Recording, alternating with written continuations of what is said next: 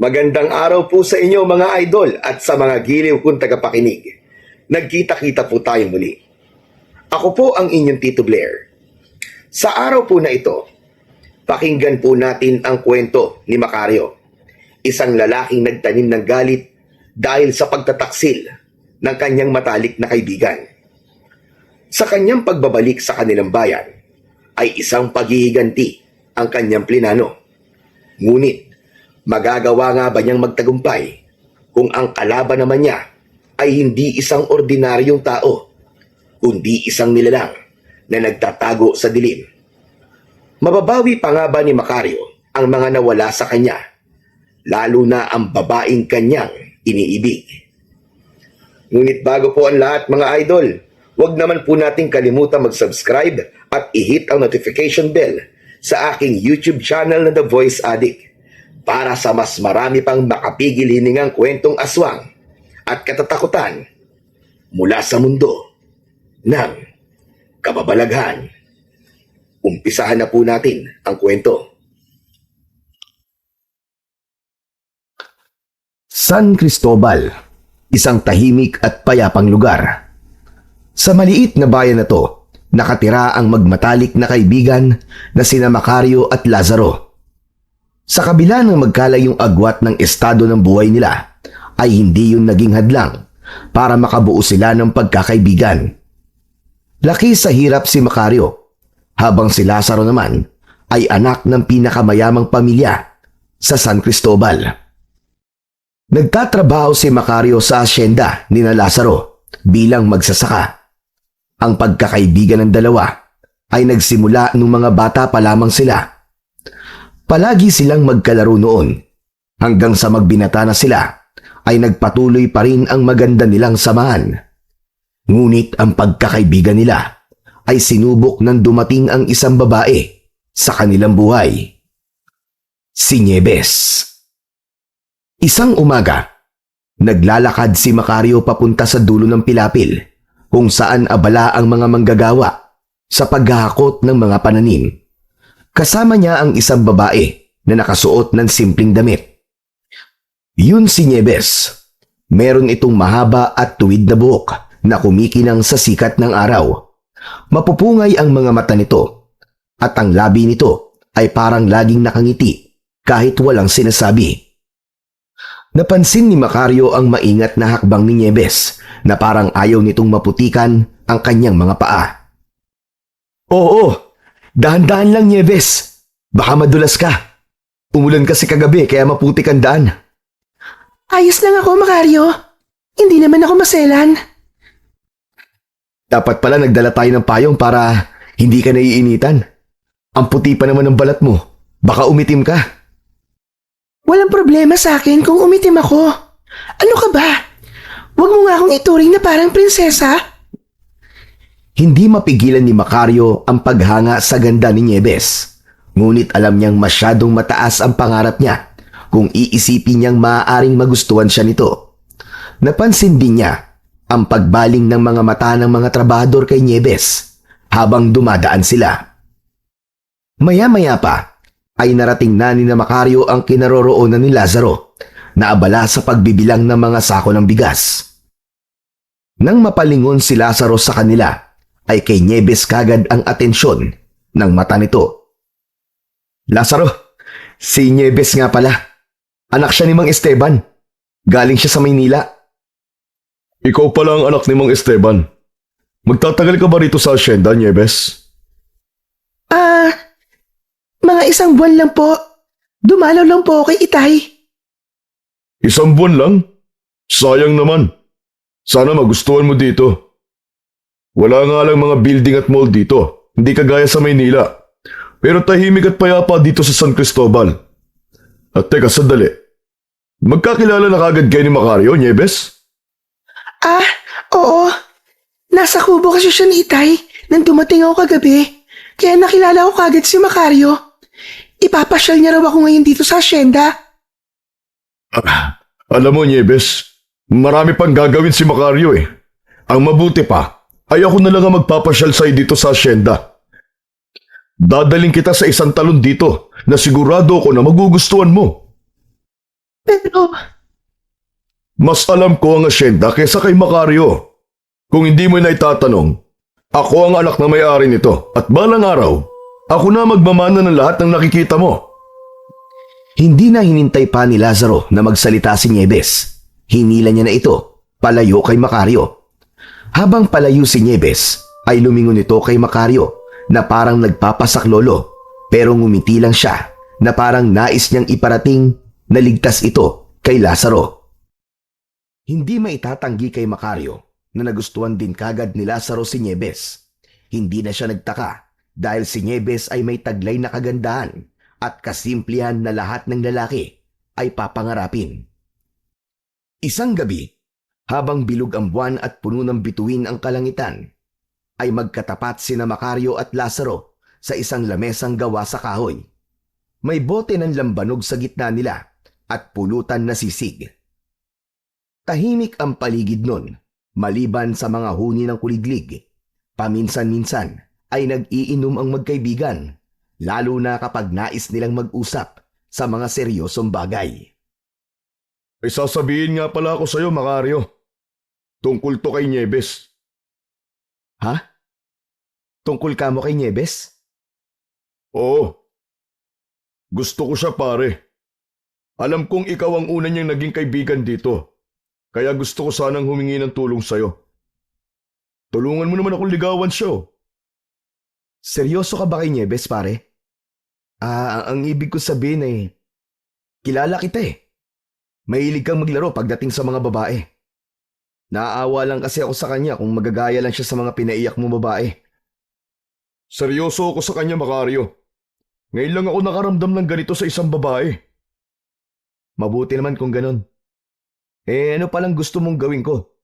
Anong klaseng tulong ang kailangan mo? Madali lang, tol. Ilakad mo ako sa kanya. Sabihin mo na mabuti akong tao. Ikwento mo sa kanya kung gaano ko siya pinahahalagahan. Alam mo na, bigyan mo ako ng magandang tulak sa kanya. Sige, tutulungan kita. Pero sa tingin ko, baka hindi siya ganun kadaling mapasagot eh. Kaya nga nandiyan ka eh, di ba? Ikaw ang alas ko, Macario. Hindi ako sanay sa ganitong bagay eh. Mas madali sa akin na makipagnegosyo kaysa sa manligaw ng babae. Alam mo naman na hindi ako tumutuloy sa ligawan eh. Pero iba kasi si Nieves, pare. Siya ang klase ng babae na dapat na nililigawan. Pilit na itinago ni Macario ang sakit ng kanyang nararamdaman. Sa kaloob-looban niya, gusto niyang aminin kay Lazaro na mahal din niya si Nieves. Ngunit alam niyang wala siyang karapatan. Hindi siya kasing yaman at kasing gwapo ng kaibigan niya. Alam niya na kung sabay silang manliligaw kay Nieves, ay si Lazaro ang pipiliin nito. Kaya naman kinabukasan, sinamahan ni Macario si Lazaro na magdala ng mga bulaklak at mga prutas sa bahay ni Nieves. Habang nanonood si Macario mula sa malayo, nakita niya kung paano pilit nang humingiti si Nieves sa harap ni Lazaro. Hindi yun ngiti ng tuwa, kundi tila napipilitan lamang itong harapin si Lazaro. Ramdam ni Macario na walang nararamdaman si Nieves para sa kaibigan niyang si Lazaro.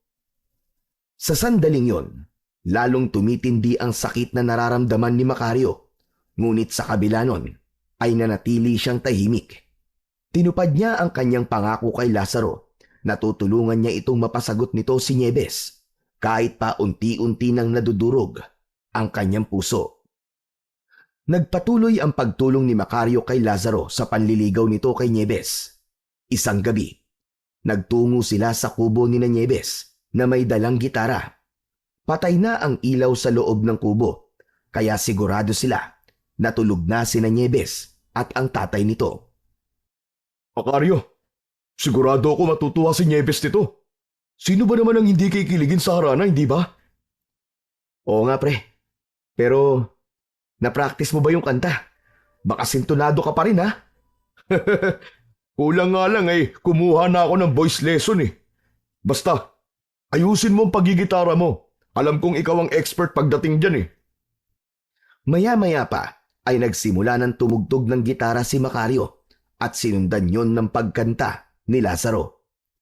Hindi nagtagal ay bumukas ang bintana sa harapan nila at dumungaw doon si Nieves. Pilit ang naging ngiti nito at hindi yun nakaligtas sa mapanuring mga mata ni Macario. Matapos umawit ni Lazaro, ay pinatuloy sila ni Nieves sa loob ng kubo. Agad na inabot ni Lazaro ang isang bungkus ng rosas kay Nieves. Salamat, Lazaro. Sana hindi ka na nagabala pa. Hindi ka abala para sa akin, Nieves. Kahit lahat ng oras ko ay kaya kong ibigay sa'yo. Maraming salamat, Macario. Ang husay mo palang tumugtog ng gitara. Nakakahanga ka. Maraming salamat, Nieves. Kulang na nga ako sa practice eh. Ang pagkanta ko. Kumusta, Nieves? Ayos lang naman. Medyo wala ka lang sa tono. Pero alam mo, sobra ko na-appreciate ang effort yung dalawa. Sa sumunod na mga araw, hindi pa rin tumigil si Lazaro sa panliligaw kay Nieves. Nagpadala ito sa babae ng mamahaling mga regalo tulad ng alahas, imported na tsokolate at mga bulaklak na pinaangkat pa nito sa ibang bayan. Madalas ay si Macario ang nagdadala ng mga yon kay Nieves dahil sa abala si Lazaro sa mga gawain sa hasyenda. Sa tuwing nagdadala ng regalo ni Lazaro si Macario kay Nieves, ay palagi niyang napapansin ang malamlam na ekspresyon nito. Minsan, lumapit si Nieves kay Macario at mahina itong nagsalita. Macario, pwede bang sabihin mo kay Lazaro na huwag na siyang mag-abala? Hindi ko naman kailangan ng mga ganyang bagay eh. Anong ibig mong sabihin? Nahihiya kasi ako magsabi sa kanya.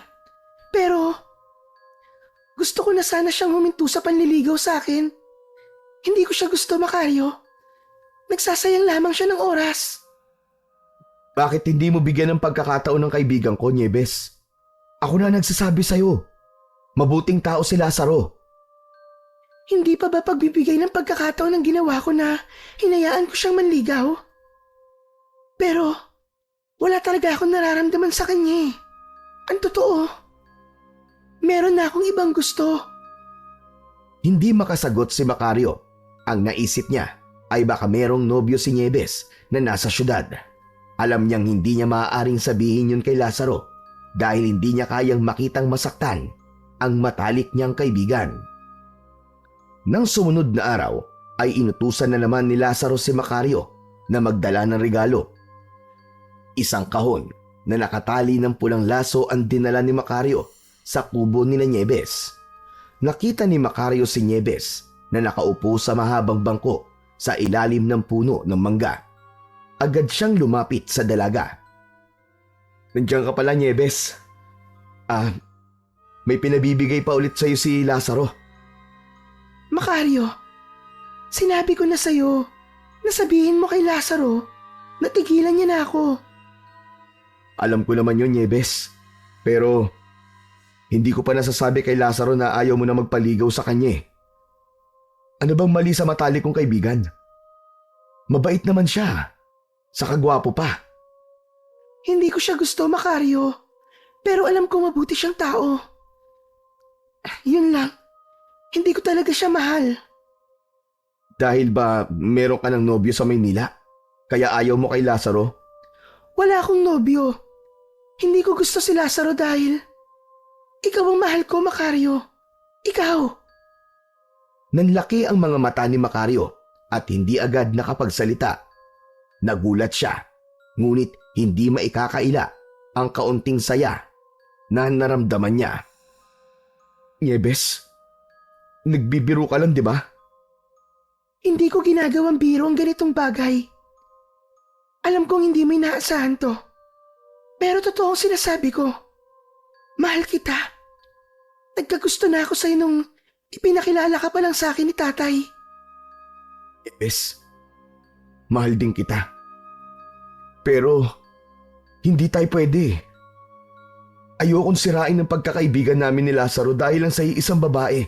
Isa pa, mas magiging maganda di hamak ang buhay mo kay Lazaro kung siyang pipiliin mo. Ganda nga ang buhay ko, pero hindi naman ako masaya. Kung totoong kaibigan si Lazaro, maiintindihan niya na tayong dalawa ang nagmamahalan. Sandaling natahimik si Macario. Alam niyang tama si Nieves.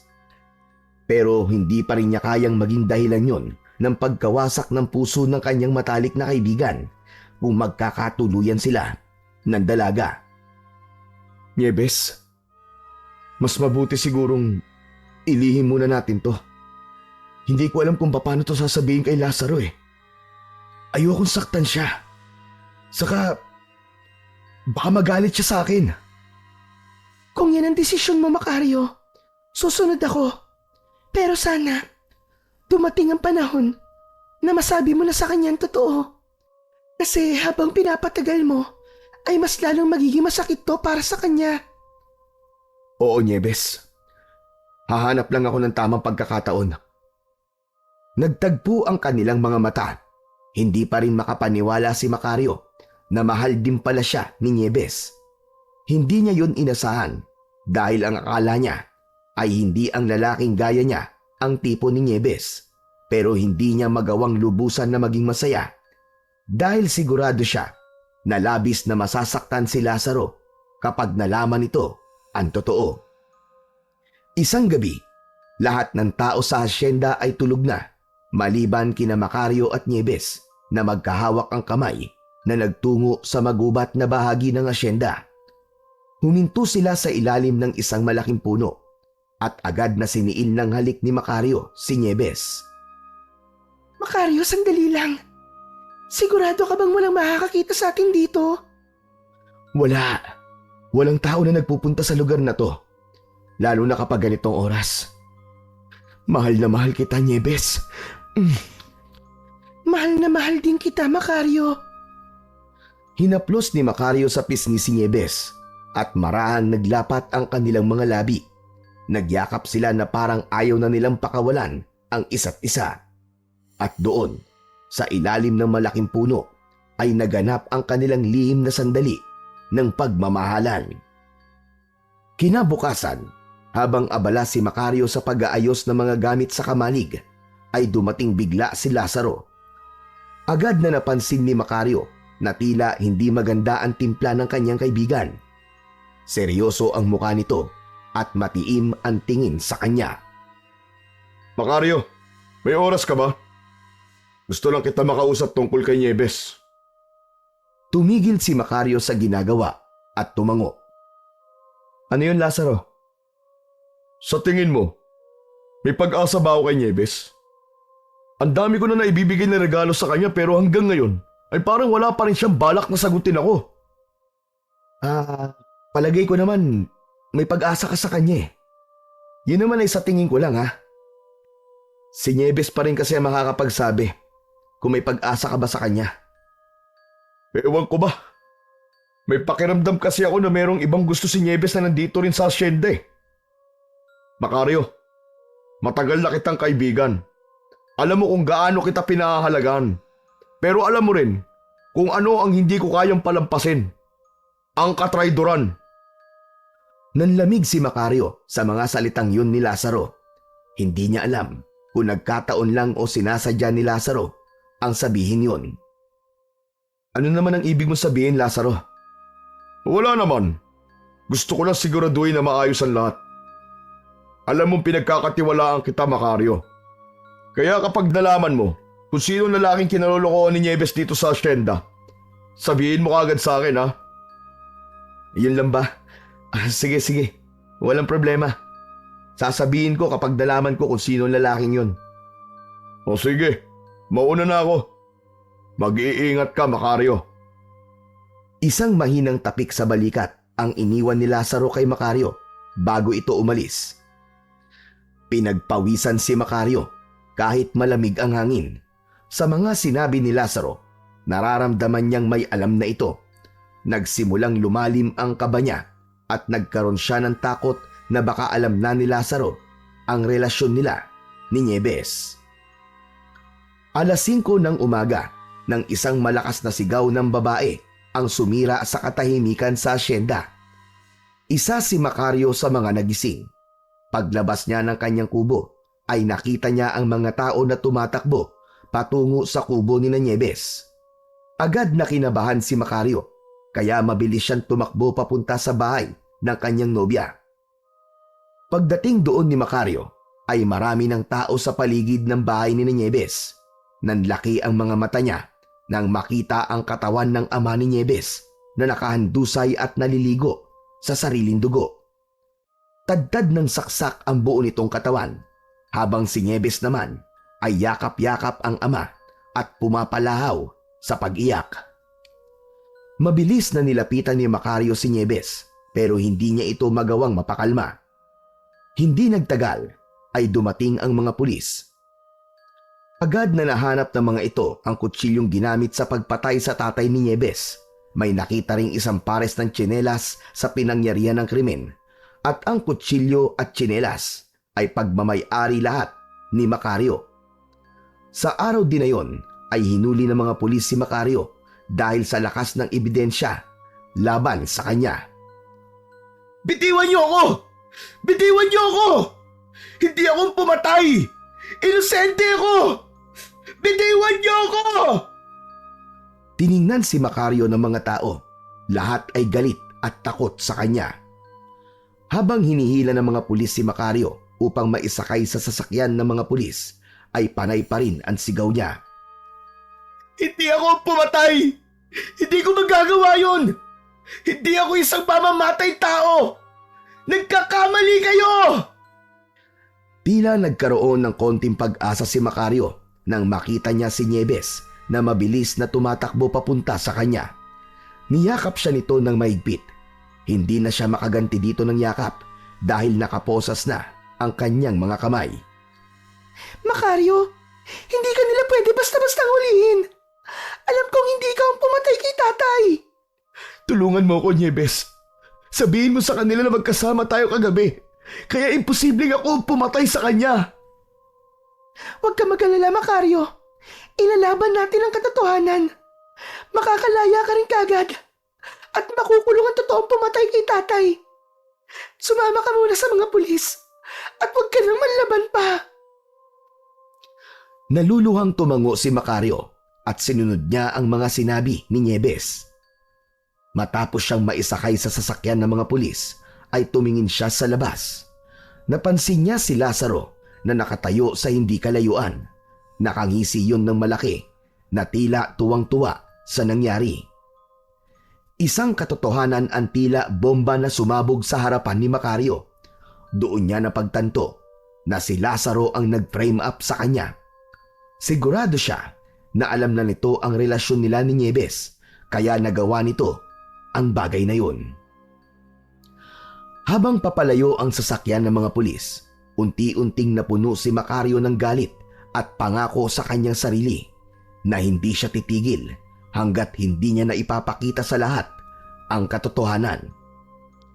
Inakala ni Macario na dadalhin siya sa himpilan ng mga pulis, pero inilipat siya sa isang puting van.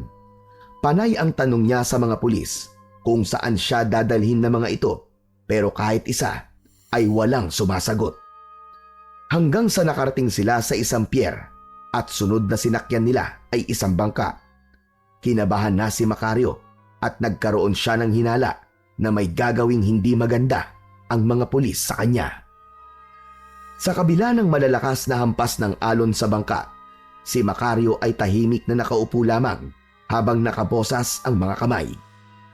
Makalipas ang ilang oras na paglalakbay sa dagat, ay isang isla ang nakita niya sa unahan. Palaki ng palaki yun habang lumalapit sila. Huminto ang bangka sa dalampasigan ng naturang isla. Sir, sandali lang ho. Bakit po nandito tayo? Ano pong lugar to? Wala pa ring sumagot sa tanong ni Macario. Pagdating sa dalampasigan, inihatid siya ng mga pulis patungo sa isang malaking gusali na siyang isa palang malaking kulungan.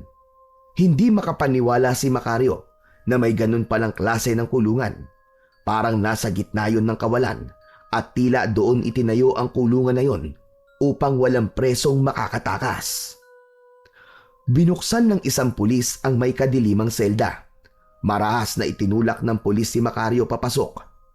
Nang maisarado ang pinto ng selda, ay saka inalis ng pulis ang kanyang mga posas. Sir, sandali, bakit ako nandito? Wala pa namang paglilitis na nangyari Walang imik na umalis ang pulis.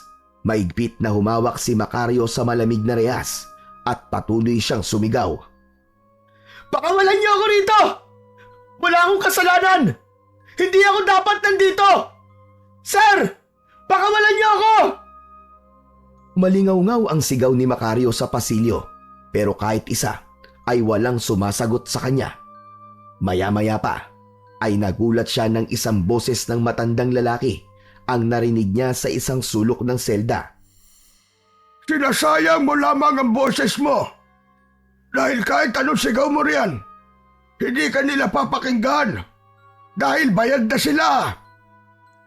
Napalingon si Macario, isang matandang lalaki, may humpak na pisngi at puno ng pilat ang muka ang nakaupo sa isang madilim na sulok ng kanyang selda. Medyo mahaba at puti na ang buhok nito. Anong ibig mo sabihin?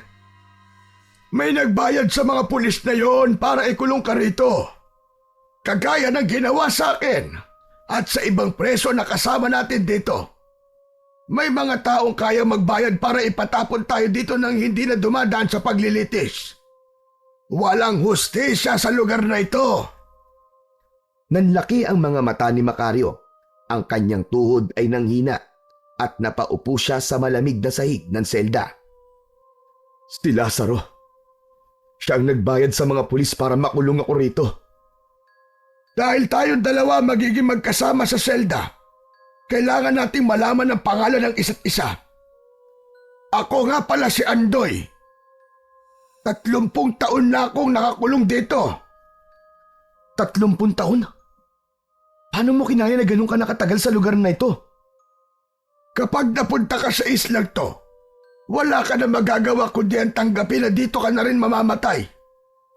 Ikaw, anong pangalan mo? Macario. Ako po si Macario. Anong kwento mo, Macario? Bakit ka napunta rito? Atang, isa po akong trabahador sa asyenda na pagmamay-ari po ng pamilya ng matalik kong kaibigan. Pinagkatiwalaan ko siya. Pero tinraidor niya ako. Hindi niya matanggap na mahal ako ng babaeng mahal niya. Sigurado ako na siya ang pumatay sa tatay ng nobya ko at tinanim lang niya mga ebidensya para ako mapagbintangan. Ako naman ay isang magsasaka. Tumanggi akong ipagbili ang lupain ng pamilya namin sa isang mayamang lalaki. Napagbintangan din akong pumatay kagaya mo. Halos parehas lang pala ang kwento natin dalawa. Pero hindi po ako susuko. Aalis ako sa islan to. Tatakas ako at pagbabayarin ko si Lazaro sa ginawa niya sa akin. Isang panaginip at pangarap na lang yung gusto mong mangyari, iho. Walang nakakatakas dito sa Isla Mortus. Bukod sa bantay sarado ang lugar, ay napaliligiran tayo ng malawak na karagatan. Hindi ka pa man nakalalayo. Patay ka na sa pagod sa paglalangoy. Alam mo ba kung bakit tinawag ang isla na to na Isla Mortus? Umiling si Macario. Sa Latin, ang ibig sabihin ng Mortus ay patay. Lahat ng nakukulong dito ay dito na rin mamamatay. Kaya kung ako sa'yo, tanggapin mo na lamang na dito ka na rin mamamatay. Tumahimik si Macario. Ang pag-asa na kanina'y nagliliyab sa kanyang puso ay unti-unting pinatay ng mga sinabi ni Andoy. Wala siyang nagawa kundi ang magpakalunod sa bigat ng katotohanan na baka habang buhay na siyang naroon sa islang yon. Mabilis na lumipas ang mga taon at hindi niya namalayan na 7 taon na siyang nasa Isla Mortus. Noong mga unang taon niya ay puro hirap ang dinanas niya. Minsan ay hindi sila kumakain sa isang araw at tubig lamang ang ibinibigay sa kanila. Konting pagkakamali ay ikinukulong siya sa Bartolina kung saan 3 araw siyang walang pagkain. Sa loob ng kulungan ay nakita ni Macario ang pinakamasasahol na anyo ng tao. Ngunit lahat ng yun ay natutunan niyang pakisamahan ng dahil kay Andoy. Naging matalik na kaibigan ni Macario si Andoy. Ito ang nagbigay ng proteksyon sa kanya sa ibang preso na naisaktan si Macario dahil may katungkulan si Andoy sa samahan ng mga preso sa Isla Mortus. Ngunit sa paglipas ng mga taon ay siya rin paghina ng katawan ni Andoy dahil sa katandaan na nito. Araw-araw itong inuubo ng malala pero walang pakialam ang mga bantay kay Andoy at tila hinihintay na lang itong mamatay. Isang umaga, nagising si Macario sa selda nila at nakita niyang hirap sa paghinga si Andoy. Nilapitan niya ito at inalalayan. "Ayos ka lang ba, Tatang?" Bakit kasi hindi pa ako kunin ng Diyos? Pinapatagal niya pa itong paghihirap ko. "Huwag ka magsalita ng ganyan, Tatang.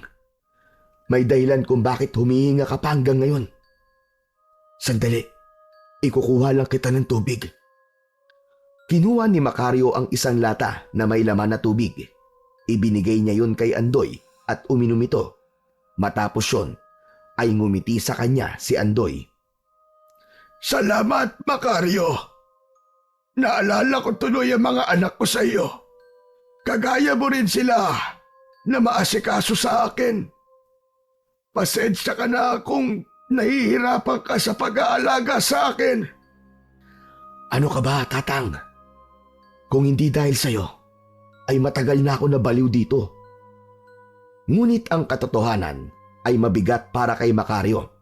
Sa 7 taon na yon, nakita niya kung paano pinahina ng Isla Mortus si Andoy. Sa bawat araw na lumilipas, nawawalan ito ng lakas. Ang tanging nakapagpapalakas lamang kay Macario ay ang kanyang galit. Galit na hindi napawi ng panahon. Nasa isip niya pa rin ang ginawa ni Lazaro sa kanya. Sa kabila ng kawalan ng paraan na makatakas sa Isla Mortus, ay hindi pa rin nawalan ng pag-asa si Macario na makakaalis siya sa islang yon. Ginamit niya ang oras sa Isla Mortus para palakasin ang kanyang katawan. Nagtulak siya ng malalaking bato sa gilid ng kulungan. Nag-eehersisyo gamit ang bigat ng sariling katawan. At sinanay ang kanyang isipan sa pagiging alerto sa bawat galaw ng mga tao roon. Samantala, ang kalagayan ni Andoy ay patuloy pa ring lumalala. Sa tuwing nagkakaroon ng gulo sa kulungan, si Macario ang umaawat at pumoprotekta kay Andoy. Habang inaayos ni Macario ang lumang kumot na gamit ni Andoy, ay sumagi sa isip niya ang nakaraan. Napangiti siya nang maalala niya si Nieves at ang maikling panahon na sila ay nagmamahalan. Ngunit ang ngiting yon ay nawala nang sumagi sa isipan niya ang nakangising muka ni Lazaro. "Tang Andoy, nangangako po ako sa inyo na makakatakas ako sa lugar na to at pagbabayarin ko si Lazaro sa ginawa niya sa akin. 7 taon nang nawala sa akin nang dahil sa kahayupan niya." Hanggang ngayon pala, ay hindi ka pa rin nawawalan ng pag-asa na makakaalis ka pa sa islang to, Macario. Gusto ko ang determinasyon mo na yan. Pero ipapaalala ko lamang sa'yo, lahat ng nagtangkang tumakas dito at nahuli ng mga gwardya ay pinatay lahat. Yung mga sinubukan lumangoy sa dagat, hindi na alam kung ano ang nangyari. Hindi sumagot si Macario. Pero sa kanyang puso, alam niyang hindi titigil ang kanyang laban hanggat hindi niya natitikman ang hustisya na siya mismo ang gagawa.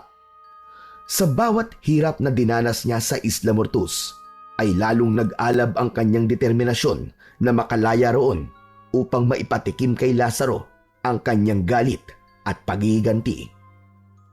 Pagsapit ng gabi, habang nakahiga si Macario sa maliit na higaan sa selda, ay hindi mawala sa isip niya ang magandang muka ni Nieves. Inisip niya na kung hindi siya napunta sa Isla Mortus, malamang ay kasal na silang dalawa at may mga anak na sila. Naputol ang kanyang pag-iisip nang marinig niya ang boses ni Andoy. Nagising pa rin pala kagaya niya. Macario! Gising ka pa ba? "Oo, Tatang. Gising pa po ako. Akala ko naman tulog ka na.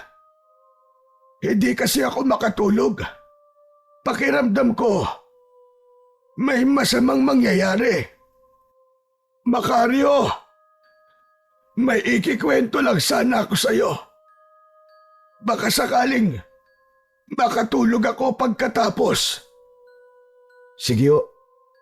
Ikwento niyo na ho yan para makatulog na ho kayo. Hindi na ho pwede nagpupuyat ang mga matatandang kagaya nyo.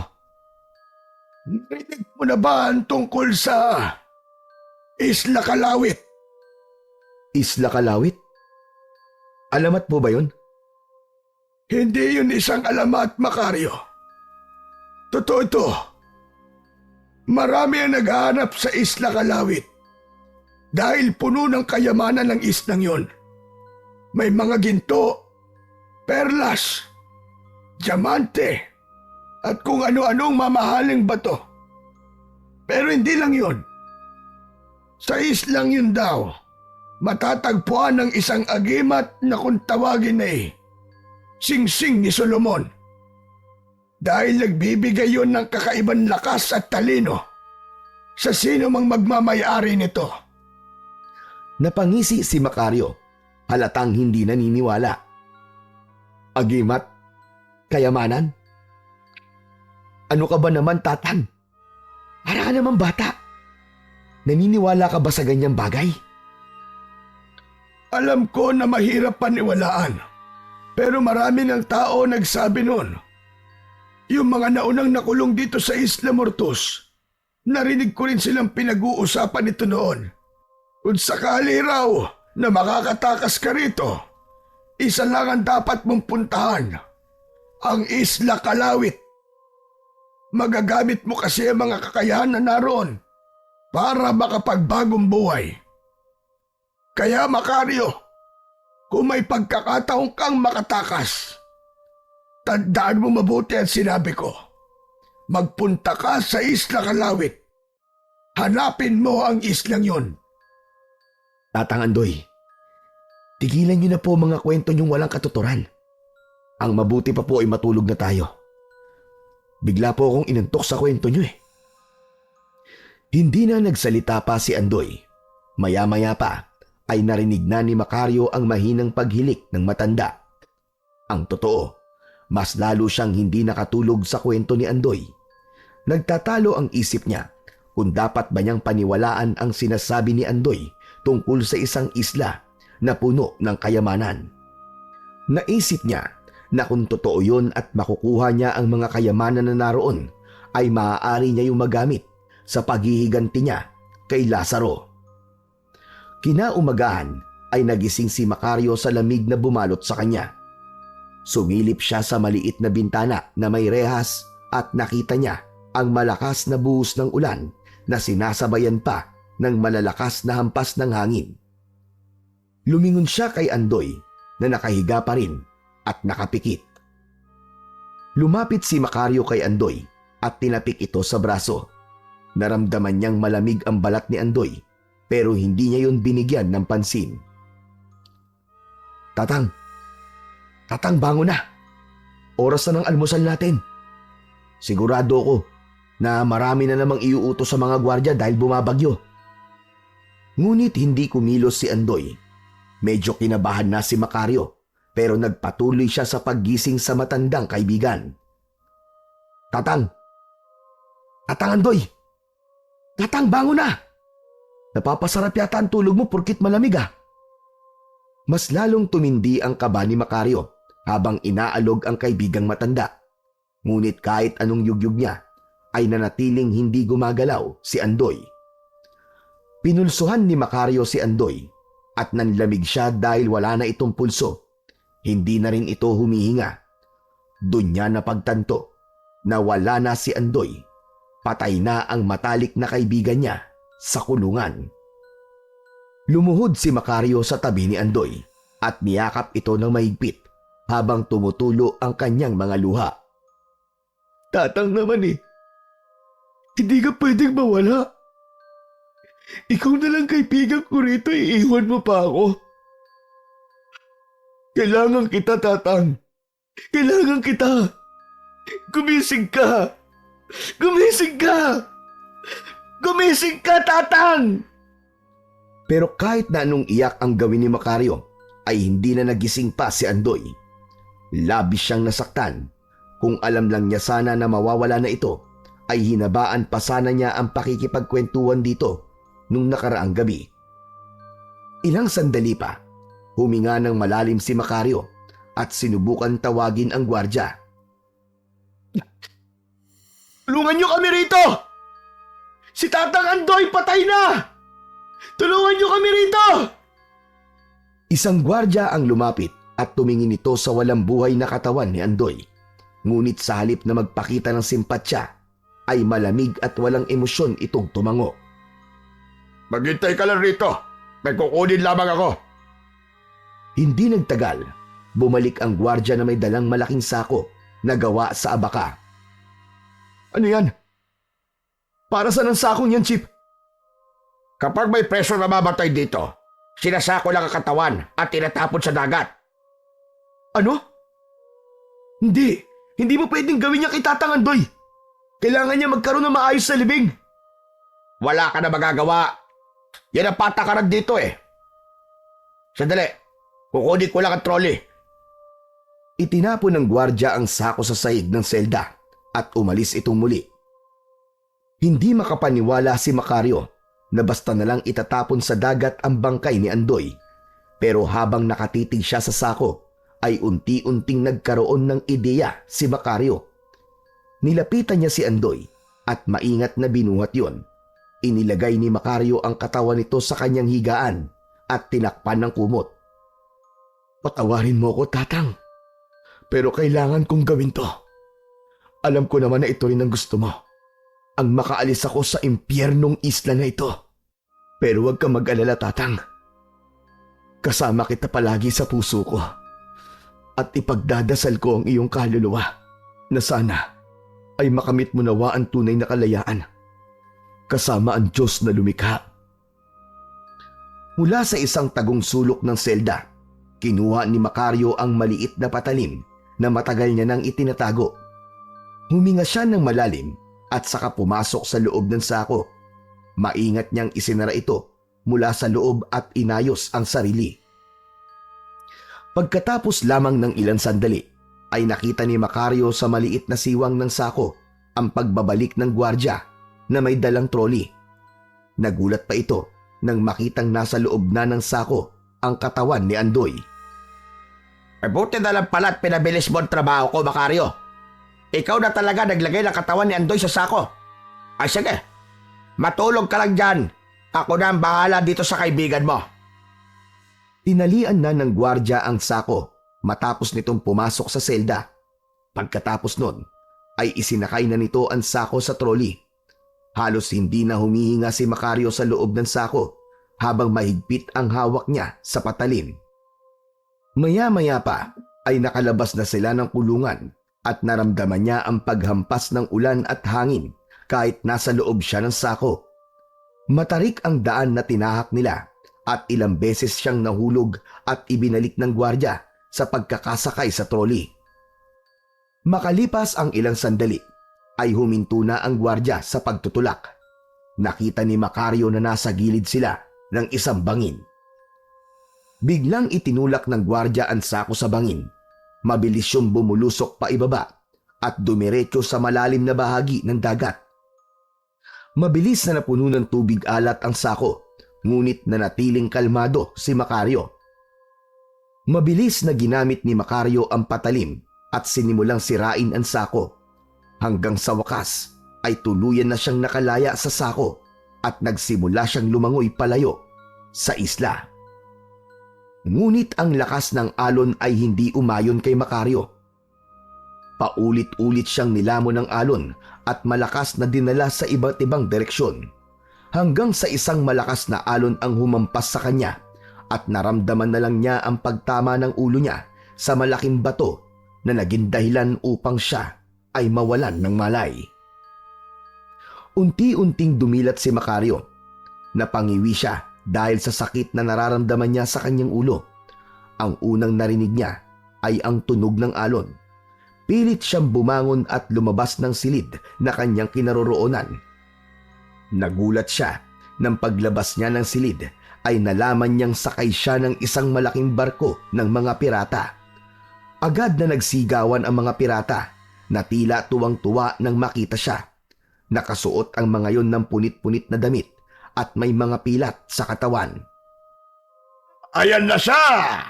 Gising na ang ating bagong laruan! Nagtawanan ang mga pirata at lumapit kay Macario ang isang pirata na sa tingin niya ay pinuno ng mga yon. Alam mo siguro ay ligtas ka na. Nakita ka naming inaanod sa dagat na parang patay na isda. Pero swerte mo dahil kinuha ka namin. Ngayon, ipakita mo kung karapat dapat kang mabuhay. Teka, ano bang gusto niyong gawin ko? Simple lang. Bibigyan ka namin ng pagkakataong makalaya. Pero kailangan patunayan mo ang lakas mo. Nakikita mo ba ang lalaking yon? Itinuro ng pirata ang isang lalaki na payat at mukhang nangihina na. May mga sariwa itong sugat sa katawan na mukhang galing sa pakikipaglaban. Anong gusto niyong gawin ko sa lalaking yon? Siya si Basilio. Isa pagtulad mong naligaw sa maling barko. Isa kang maswerteng hangal dahil bibigyan ka namin ng pagkakataon. Ngunit huwag mong maliitin si Basilio. Marami na siyang tinalo na kagaya mo. Kung matatalo mo siya, ay malaya ka na at maaari mong gawin ang kahit na anong gusto mo. Makakaasa ba ako sa sinabi mo? Oo naman! Bilang pinuno ng mga pirata sa barkong ito, ay meron akong isang salita. Ngayon, simulan nyo na ang laban at aliwin nyo kami! Nagpalakpakan at nagsigawan ang mga pirata. Tinignan niya si Basilio. Mukhang nangihina na ito, ngunit nananatiling matalim ang tingin nito kay Macario. Nagdalawang isip si Macario. Alam niyang mali ang sakta ng isang tao na wala namang ginawang masama sa kanya, ngunit ayaw din niyang mamatay sa kamay ng mga pirata. Isa-isa niyang tiningnan ang mga pirata na may hawak na mga espada at baril. Lahat ay nakangisi at naghihintay sa aksyon na mangyayari. Alam niyang hindi siya makakaligtas kung susubukan niyang tumakas o tanggihan ang laban. Ibinigay ng isang pirata ang isang kalawanging patalim kay Macario na agad niyang tinanggap. Nagkatinginan sila ni Basilio. Pareho nilang naintindihan na yun na ang umpisa ng laban para sa kalayaan nila. Hanggang sa nauna nang sumugod si Macario, si Basilio naman ay nagpakita ng kahinaan sa unang galaw. Ngunit sa kabila ng kalagayan nito, ay halata ang karanasan nito sa pakikipaglaban. Si Macario, bagamat may lakas, ay nagkaroon ng pag-aalinlangan na saktan si Basilio. Panay iwas lang ang ginawa niya sa mga atake nito. Anong klaseng laban yan? Kapag hindi nyo inayos, ay dalawa ko kayong papatayin! May takot na naramdaman si Macario sa kanyang narinig. Sinubukan ni Macario ang lahat ng makakaya niya upang madaig si Basilio. Nagawa niyang maagaw ang hawak nitong patalim. Pinatig niya ito at nang matumba ito ay paulit-ulit niyang pinagsusuntok sa muka hanggang sa nanlupaypay na ito. Halos hindi na gumagalaw si Basilio nang huminto si Macario sa pagsuntok dito. Natalo ko na ho siya. Tapos na ang laban. Anong tapos na? Bakit hindi mo papatayin ang Basilio na yan? Ang usapan ay kailangan ko lang siyang talunin. Natalo ko na siya. Sa lagay niyang yan ay hindi na siya makakalaban pa. Ipinapaalala ko lang na kanina'y sinabi mo na meron kang isang salita. Oo nga. Pero, sige na. Oo na. May sinabi nga akong ganon. Ngayon, malaya ka na. At kung anong nais mong gawin sa Basilio na yan, ay ikaw na ang bahala. Kailangan ko ng bangka. Isasama ko si Basilio sa pupuntahan ko. Total, ikaw lang ang nakatalo kay Basilio. ay pagbibigyan ko ang iyong kahilingan. Bigyan nyo ng bangka ang hangal na ito. At ikaw, isama mo na ang walang kwentang Basilio na yan. Mabilis na kumilos ang ilang pirata at ibinagsak ng mga yun ang isang desagwang bangka sa tubig. Inihagis ng isa pang pirata si Basilio sa barko. Mabilis na tumalon si Macario upang sagipin si Basilio. Hinila niya at isinakay sa bangka si Basilio at agad siyang nagsagwan palayo sa barko ng mga pirata. Habang unti-unting lumalayo ang bangka mula sa barko, ay unti-unti na ring nawala sa pandinig ni Macario ang malakas na tawanan ng mga pirata. Habang nagsasagwan si Macario, ay nakita niya ang paggalaw ni Basilio. Umungol ito at tumingin sa kanya. Ayos ka lang ba? Pasensya ka na kung sinaktan kita kanina. Hindi ko gustong gawin yon. Naiintindihan ko. Salamat. Dahil hindi mo ako pinatay. Ano nga pala ang pangalan mo? Ako si Macario. Wala talaga akong balak na patayin ka. Dahil ang plano ko, dalawa tayong makaalis sa barkong yun. Napakalaki ng utang na loob ko sa'yo, Macario. Sasabihin ko sa'yo, simula ngayong araw na to, ay sa'yo na ang katapatan ko. Gagawin ko ang lahat ng inuutos mo. Kahit saan ka magpunta, kahit ano ang plano mo, susunod ako. Utang ko sa'yo ang buhay ko. Hindi mo naman kailangan gawin yan, Basilio. Sapat na sa akin na parehas tayo nakaligtas at buhay. Hayaan mo lang akong bayaran ng utang na loob ko sa iyo sa paraan na kaya ko at alam ko. Isa pa, mas mabuti na rin na sumama ako sa iyo kaysa manatili sa mga pirata o mamatay ng walang saysay. Natahimik si Macario at nagpatuloy sa pagsagwan habang pinag-iisipan ang sinabi ni Basilio.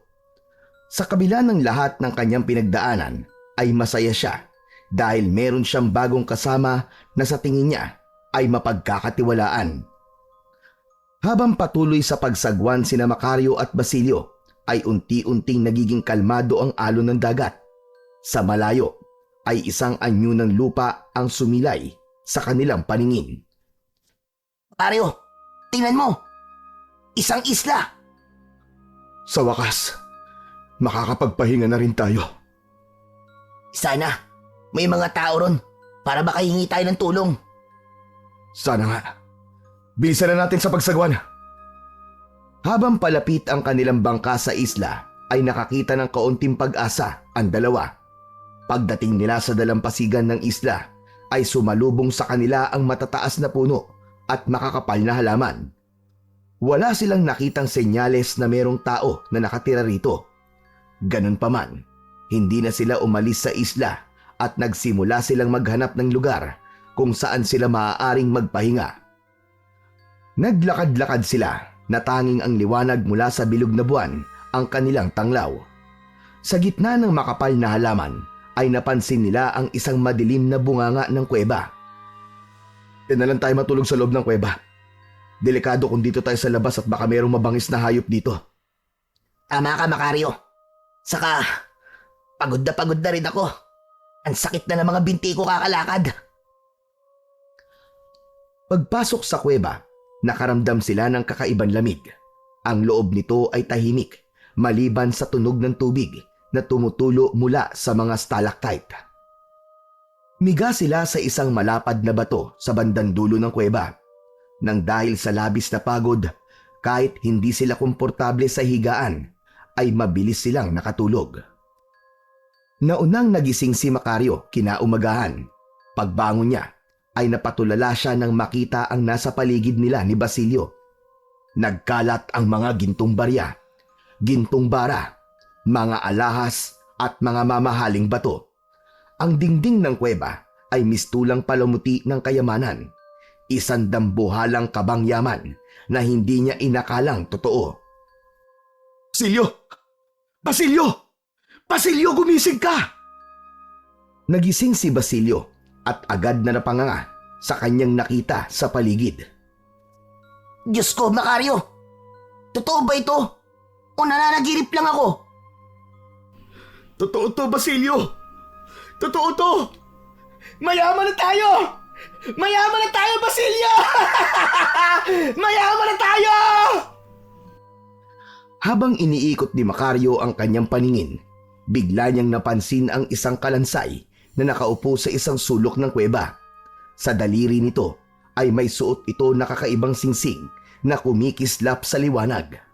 Nilapitan niya ang kalansay at kinuha mula sa daliri nito ang singsing na may kalakihan. Basilio, madali ka. Tingnan mo ang singsing na ito. Napakaganda. Akin na lang to. Sigurado ka ba dyan, Macario? Baka may sumpa ang bagay na yan.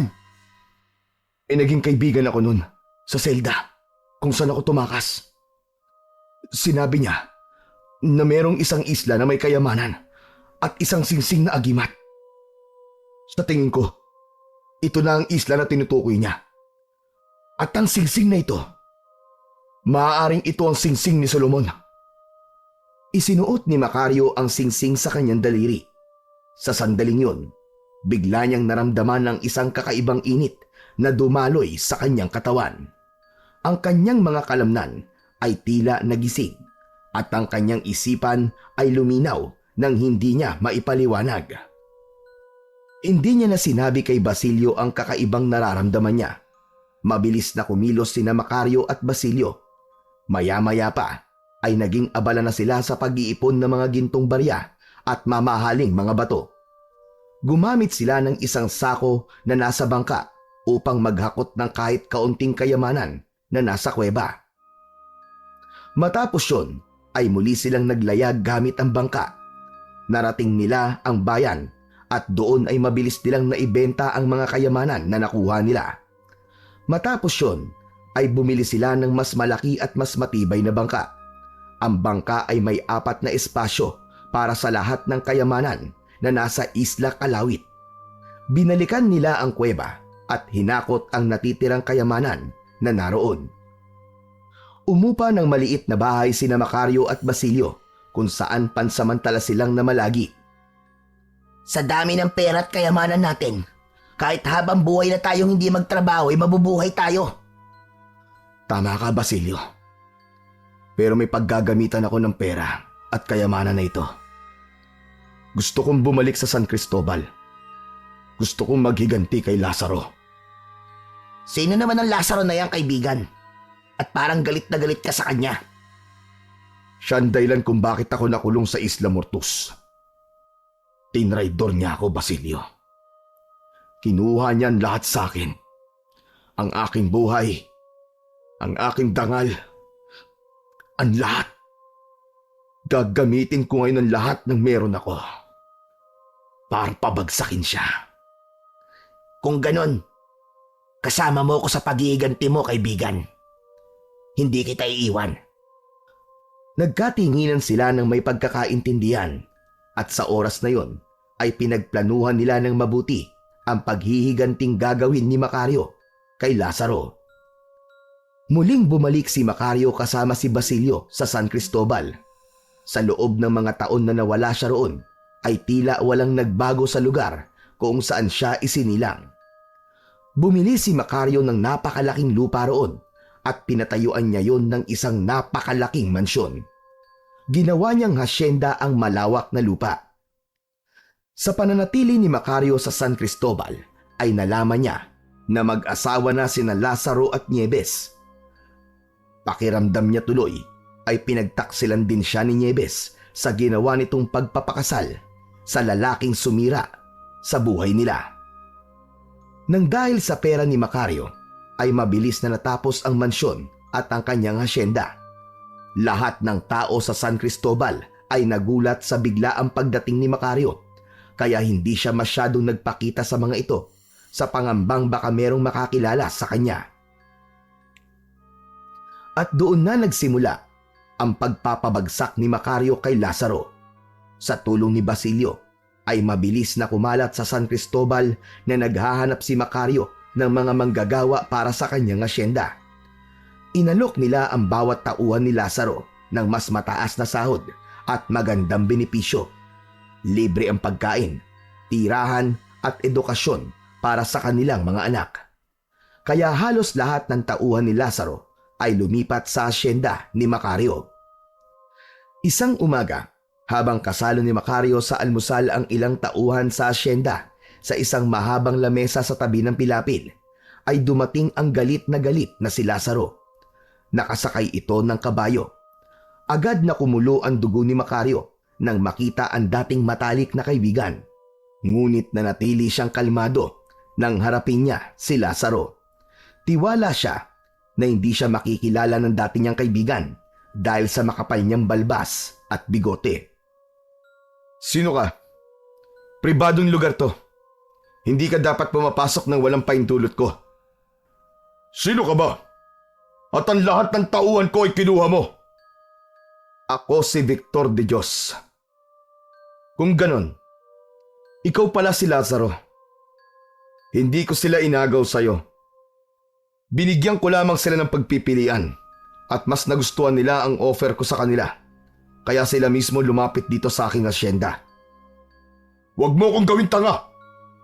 Inagaw mo mga tauhan ko at sinira mo ang negosyo ko. Wala akong ginawang masama, Lazaro. Ibinigay ko lang sa kanilang oportunidad na hindi mo na ibigay sa kanila. Bakit? Natatakot ka bang bumagsak?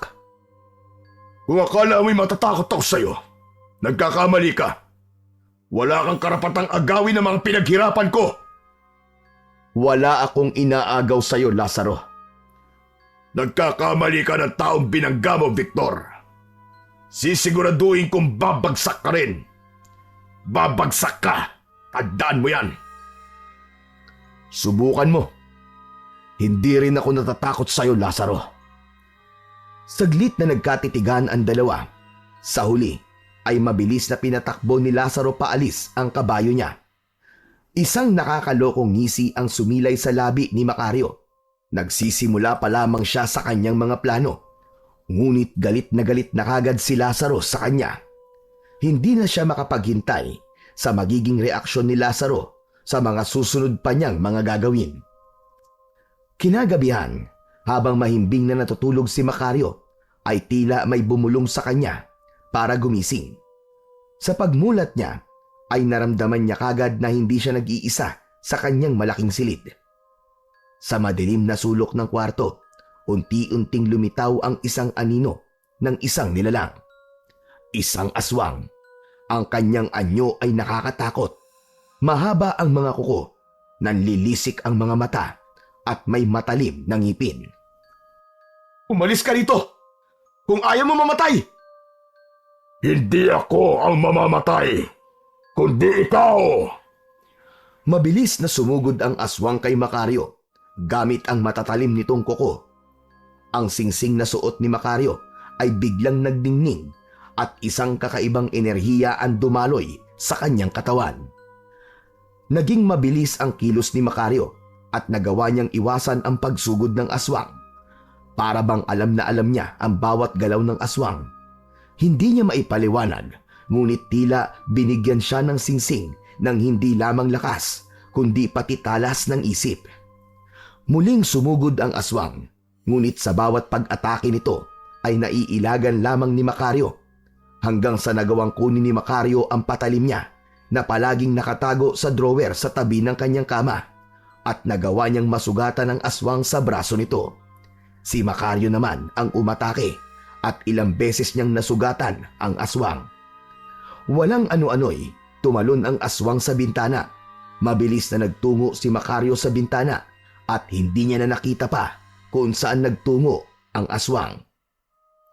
Nagulat si Macario nang biglang bumukas ang pinto ng kwarto niya. Pumasok doon si Basilio na hawak ang isang itak. Macario! Narinig ko ang ingay! Ano nangyari? Basilio, may aswang na pumasok sa aking silid. Muntik ko na siya mapatay, pero nakatakas siya. Sigurado ka bang aswang ang nakita mo? Sigurado ako, Basilio. Hindi ko akalain na meron na palang aswang dito sa San Cristobal. Simula ngayon, Kailangan na natin mag-ingat. Kakausapin ko bukas sa mga trabahador. Kailangan masiguro natin ang kaligtasan nilang lahat. Kung yan ang gusto mo. Pero ang singsing mo, bakit umiilaw ang singsing mo, Macario? Tama nga ang kaibigan ko ron sa kulungan. Totoong may kapangyarihan ng singsing na ito, Basilio. Ito ang nagbigay sa akin ng lakas at talino para mapalayas ko ang aswang kanina. Kakaiba nga pala talaga ang singsing na yan, Macario. Pero sigurado ako, nababalikan ka ng aswang na yon. Kung babalik siya, hihintayin ko siya at sisiguraduhin kong hindi na siya makakatakas dahil papatayin ko siya. Nagkatinginan silang dalawa. Alam nila na ang gabing yun ay ang hudyat ng mas malaking panganib. Ngunit sa puso ni Macario, naroon din ang kasiguraduhan. Sa tulong ng kanyang singsing, walang nilalang o aswang ang maaaring makatalo sa kanya. Isang umaga, habang nag-aalmusal si Macario mag-isa, ay biglang dumating si Basilio. Pinagpapawisan ito at bakas sa muka ang pagkabalisa.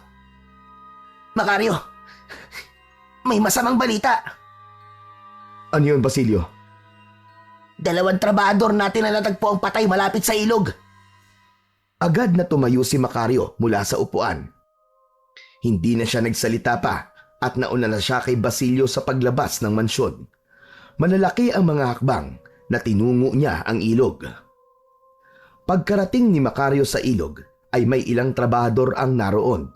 Halos bumaligtad ang sikmura niya nang makita niya ang 2 bangkay na nakahandusay. May mga sugat sa liig at dibdib.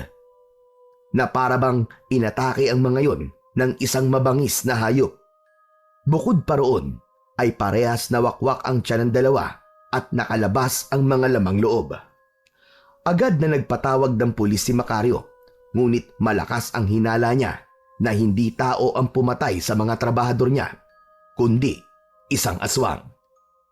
Kaya naman, agad niyang tinipon ang lahat ng trabahador niya para sa isang mahalagang anunsyo. Alam kong lahat kayo ay natatakot sa nangyari. Alam ko rin na ang iba sa inyo ay hindi maniniwala, pero malinaw na may gumagalang aswang sa paligid. Hindi ko hahayaan na may sunod pang mabibiktima. Kaya't simula ngayong gabi, magro-ronda tayo sa buong hasyenda. Ako naman ang bahala sa paghahati ng grupo. Titiyakin natin na bawat sulok ng asyenda ay mababantayan at hindi na magkakaroon ng susunod pang biktima ng aswang. Sa unang gabi ng kanilang pagbabantay, ay magkasama sina Macario at Basilio. Pareho silang armado ng itak at mga sulo. Sa bawat hakbang nila, pinakikiramdaman nila ang bawat galaw at tunog sa paligid. Basilio, hindi ko hahayaan na may susunod pang mabibiktima ang aswang na yon sa mga trabahador natin. Ako rin, Macario. Hahanapin natin ang halimaw na yon at sisiguraduhin hindi na siya makakapanlakit muli. Nagtataka lamang ako kung sino ang aswang na yon at kung bakit mga trabahador natin ang pinatay niya. Malakas ang pakiramdam ko na hindi yun basta pag-atake lang. Sinadya ng aswang na yon na maaapektuhan tayo sa ginawa niyang pagpatay. Habang nagro-ronda sila, naramdaman ni Macario ang kakaibang lakas mula sa singsing. Naniniwala siya na habang suot niya yon ay magagawa niyang lagpasan ang kahit na anong laban na darating sa kanyang buhay, kahit pa yon ay ang pakikipaglaban sa mga aswang. Isang gabi, nagmamaneho si Macario pauwi sa kanyang asyenda. Galing siya sa bayan dahil namili siya ng ilang bagay na kailangan niya. Madilim ang daan, kaya nilakasan niya ang ilaw ng kanyang sasakyan. Maya-maya pa ay isang babae ang bigla na lamang tumawid sa kalsada. Agad niyang inapakan ang preno. Kung hindi niya yun nagawa ng mabilis, ay sigurado siya na mababangga niya ang babae. Biglang bumagsak ang babae, kaya agad na bumaba ng sasakyan si Macario. Nilapitan niya ang babae at nakita niya na nawalan yun ng malay. Miss, okay ka lang ba? Walang sagot na nakuha si Macario. Hinawi niya ang buhok ng babae na nakatakip sa mukha nito at laking gulat niya nang malaman na si Nieves yun. Walang pagdadalawang isip na binuhat ni Macario si Nieves at isinakay sa kanyang kotse. Dinala niya si Nieves sa kanyang mansyon dahil hindi niya ito kayang iwanan sa gitna ng kalsada. Maingat niya tong inihiga sa isang malambot na kama sa isa sa mga silid sa kanyang mansyon. Pumasok si Basilio sa silid at nagulat ito nang makita si Nieves. Macario, sinong babae niyan? Siya si Nieves. Nieves? Ang babaeng ipinagpalit ka kay Lazaro? Oo, siya ang babaeng minahal ko. Pero pinagtaksilan ako. Hindi ko inaasahang makikita ko siya ulit at sa ganitong kalagayan pa. Tingnan mo. Puno siya ng pasa, Basilio. Parang may nanakit sa kanya. Si Lazaro kaya may kagagawa nito? Hindi ko alam, Basilio. Ngunit hindi na rin ako magtataka kung si Lazaro man ang may gawa niyang kay Nieves. Pero siguro, ayan na ang karma niya dahil pinakasalan niya si Lazaro. Niloko rin ako ng babaeng yan. Pinaniwala niya ako na ako ang mahal niya. Pero kay Lazaro din pala siya magpapakasal. Sa gitna ng pag-uusap ni Macario at Basilio ay biglang nagising si Nieves. Agad itong tumingin kay Macario. Mabilis na iniwas ni Macario ang mukha niya dahil nangamba siya na makilala siya nito. Nakita kita sa kalsada kanina, Binibini. Nawalan ka ng malay. Pero maaari ka nang umuwi sa bahay mo ngayong nagising ka na. Hindi muna nagsalita si Nieves. Titig na titig ito kay Macario habang bumababa sa kama. Tumayo si Nieves sa harapan niya habang nangingilid ang luha nito. Macario? Nagkakamali ka. Hindi Macario ang pangalan ko. Ako si Victor. Victor de Dios. Hindi mo ako maluloko. Kilala kita, Macario. Ikaw ang unang lalaking minahal ko. Alam ko ang boses mo. Ang mga mata mo. Ang hugis ng ilong mo. Alam ko ang lahat-lahat sa'yo. Lalabas muna ako.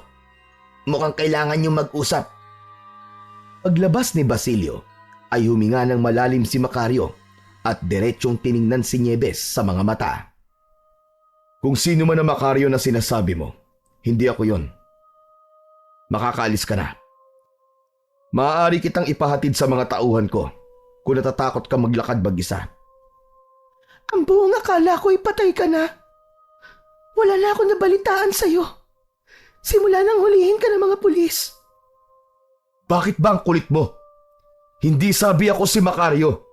Ako si Victor de Dios. Biglang niyakap ni Nieves si Macario ng mahigpit, ngunit agad itong itinulak ni Macario palayo. Sa sandaling yon ay tuluyan ng bumagsak ang emosyon ni Macario.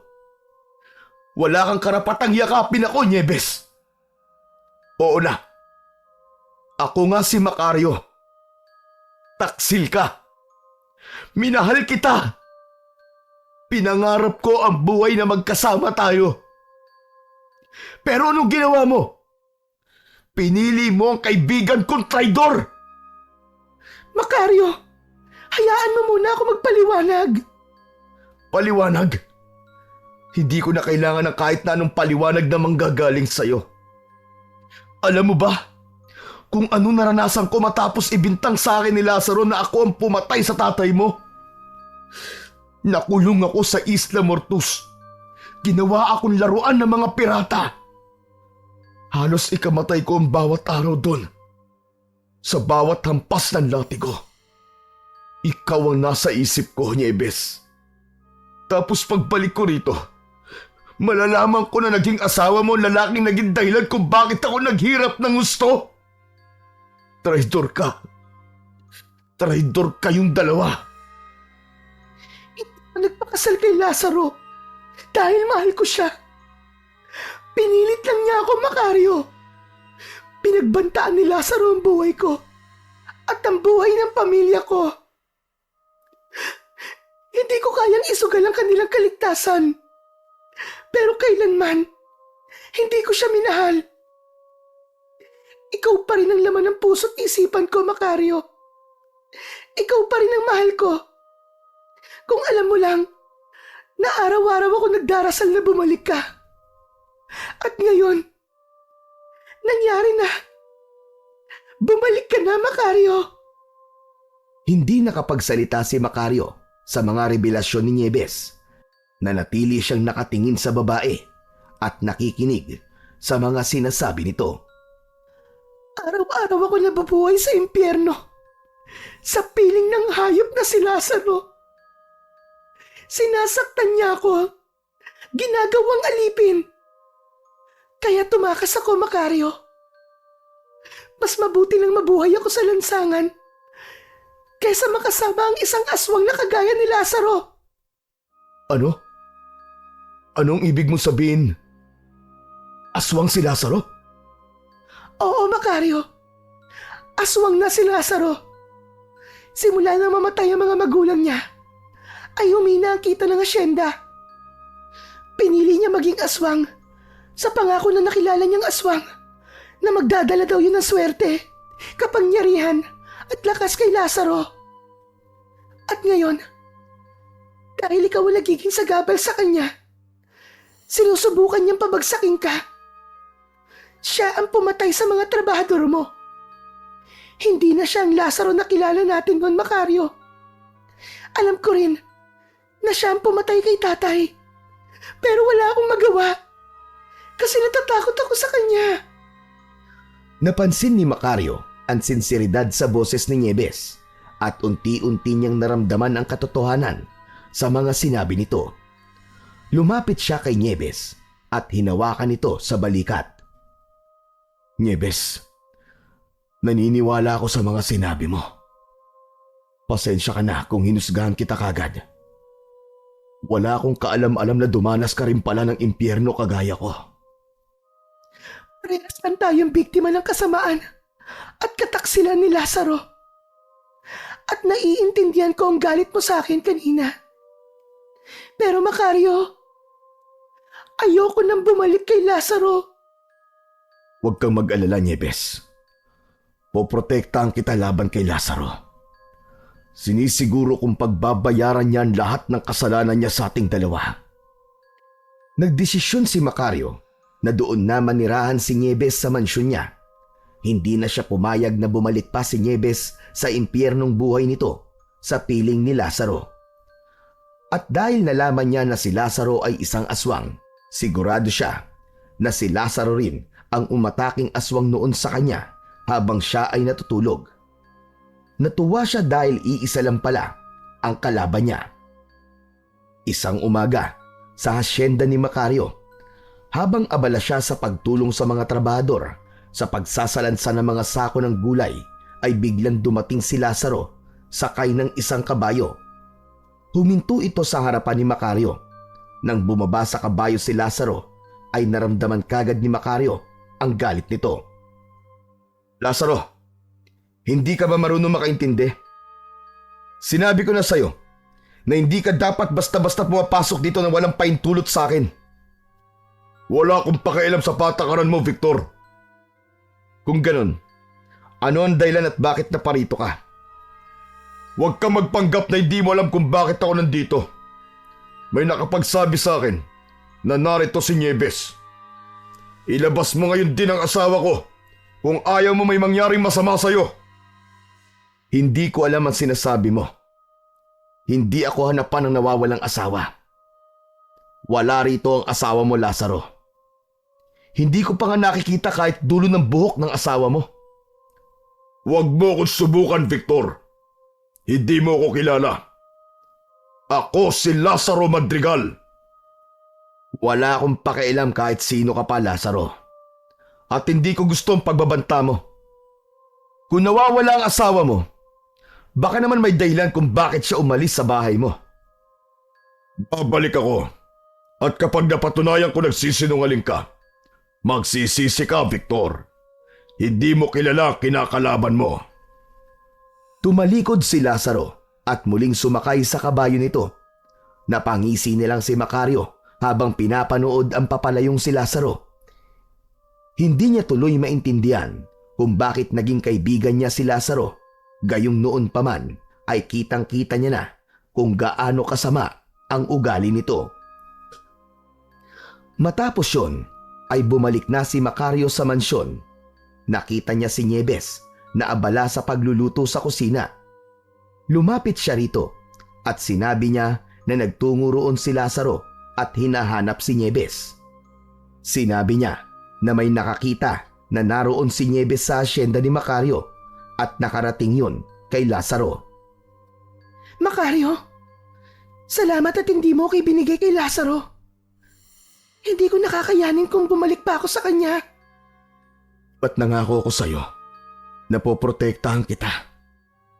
Wala kang dapat ikatakot, Nieves. Hindi ko hahayaan na saktan ka pa niya. Habang narito ka, ay walang masamang mangyayari sa'yo. Lumapit si Nieves at hinawakan ang braso ni Macario. Hindi ko alam kung paano kita mababayaran, Macario. Pero alam kong mali na nadamay ka pa sa lahat ng ito. Ginagawa ko to, hindi dahil gusto kong suklian mo ang pagprotekta ko sa'yo. Ginagawa ko to dahil mahal pa rin kita, Nieves. Pero kailangan natin maganda. Sigurado ko na babalik siya rito dahil kumbinsido siyang nandito ka. Tumango si Nieves at mahigpit nitong niyakap si Macario.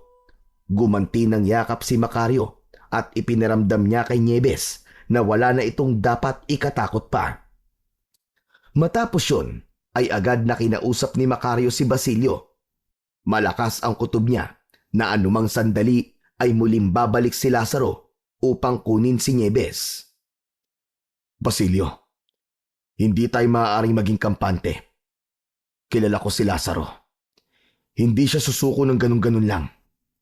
Alam niyang narito si Nieves at gagawin niya ang lahat para makuha niya si Nieves. Handa akong protektahan ng asyenda, Macario. Ang mga tauhan natin ay may mga itak at baril na. At pinalalahanan ko na silang magdobli ingat sa gabi. Mabuti kung ganon. Pero kailangan mas matindi ang ating pagbabantay. Ang pagpatay niya sa ating mga tauhan ay indikasyon na kayang-kaya niya talagang pumatay. Hindi isang normal na tao ang kalaban natin, kundi isang aswang. Sa tingin ko naman, ay wala kang dapat na ipag-alala. Nasa iyo ang singsing na nakuha mo sa Isla Kalawit. Naniniwala ko na matatalo mo si Lazaro, Macario. Ayokong umasa masyado sa singsing. Basta Basilio, maging maingat at handa tayo palagi, lalo na sa gabi. Magmula noon ay naging mababaw na ang tulog ni Macario. Kaunting kaluskus lang ay agad siyang bumabangon at sumisilip sa bintana. Hanggang isang gabi, hindi makatulog si Macario. Mabigat ang pakiramdam niya na parang may nararamdaman siyang panganib. Tila binubulungan siya ng singsing na maging alerto ng mga oras na yon. Hindi na napigilan pa ni Macario ang bumangon at kunin ang itak na nasa ilalim ng kanyang kama. Tahimik siyang lumabas ng kanyang kwarto at bumaba sa hagdan. Pagdating sa sala, ay binuksan niya ang malaking pinto at tuluyan siyang lumabas sa kanyang mansyon. Sa ilalim ng liwanag ng buwan, ay nakita ni Macario ang aswang na umatake sa kanya at alam niya na si Lazaro yun. Nakatayo yun ilan di pa lamang ang layo sa harapan ng pinto ng mansyon na tila alam nun na lalabas siya. Sinabi ko naman sa'yo na babalik ako para kunin ang aking asawa. Lazaro, sa wakas ay umamin ka na rin sa kung sino kang talaga. Oo, nandito nga si Nieves, pero hindi ako papayag na makuha mo siya. Biglang sumugod ang aswang ng mabilis. Sinunggaban nito si Macario, pero mabilis siyang nakailag. Sinubukan niya itong tagain, pero naunahan siya ng malakas nitong suntok na tumama sa kanyang muka. tumilapon si Macario sa lakas ng suntok ni Lazaro. Doon na naramdaman ni Macario ang pagdaloy ng kapangyarihan ng singsing sa kanyang katawan. Nagpatuloy ang sagupaan ni Macario at Lazaro. Nagpalitan sila ng pag-atake at wala sa kanila ang nais na sumuko at magpatalo. Ginamit ni Macario ang talas ng kanyang isip.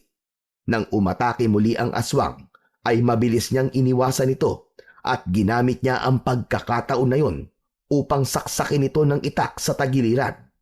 Napasigaw ang aswang nang dahil sa labis na sakit.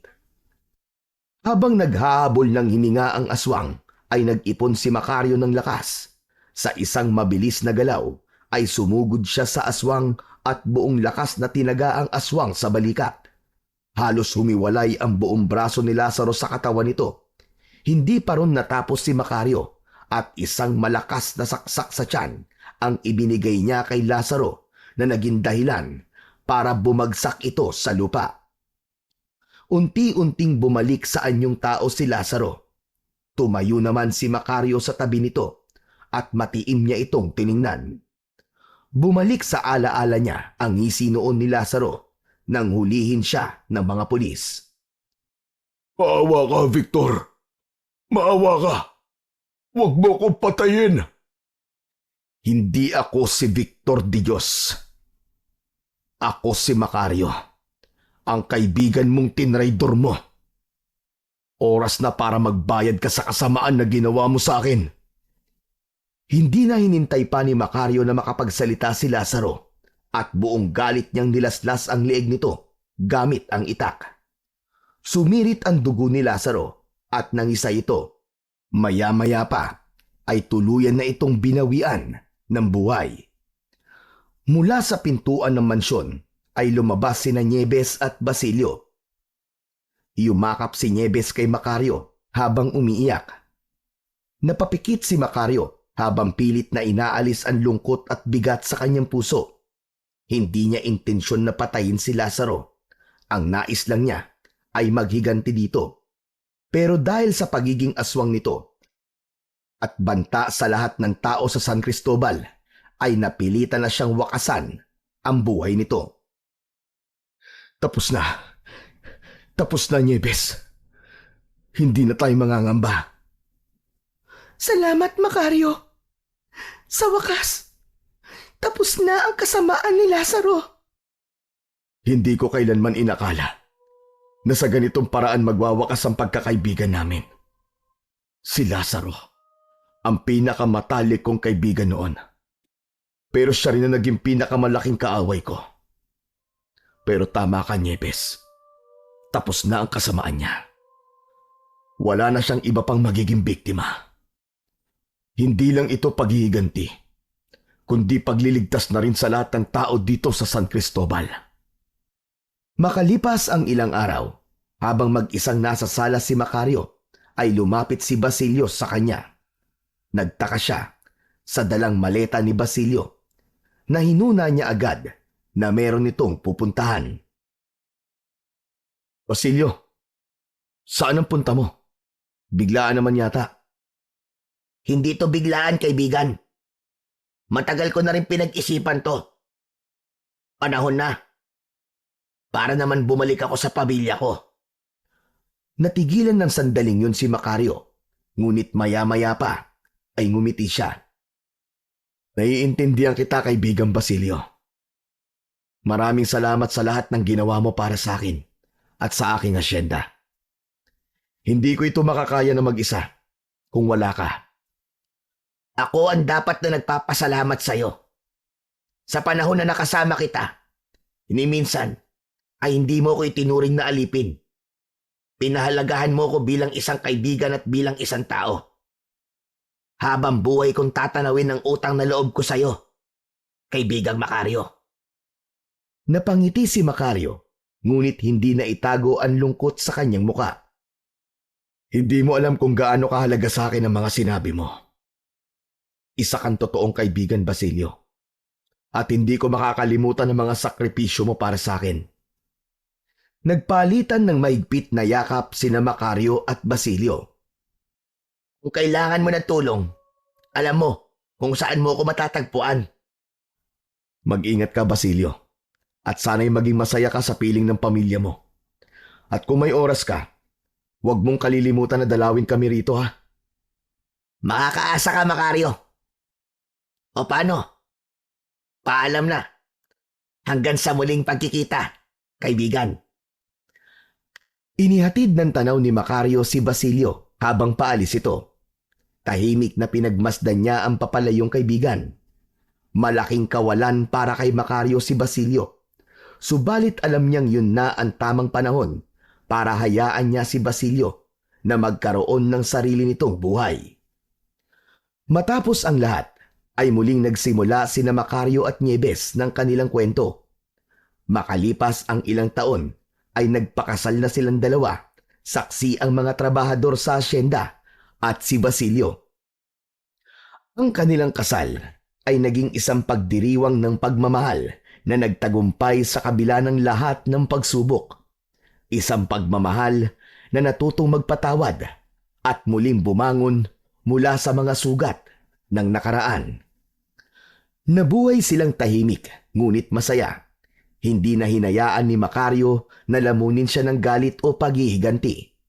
Natutunan niya ang halaga ng kapayapaan. Hindi lamang sa paligid, kundi sa kanyang puso. Ang mga karanasang nagbigay ng pait sa kanyang buhay ay siya ring nagturo sa kanya ng tunay na kahulugan ng pagtitiwala, pagpapatawad at pagkakaibigan. Sa piling ni Nieves, natagpuan ni Macario ang tahanan at ang katahimikan na matagal niya nang inaasam.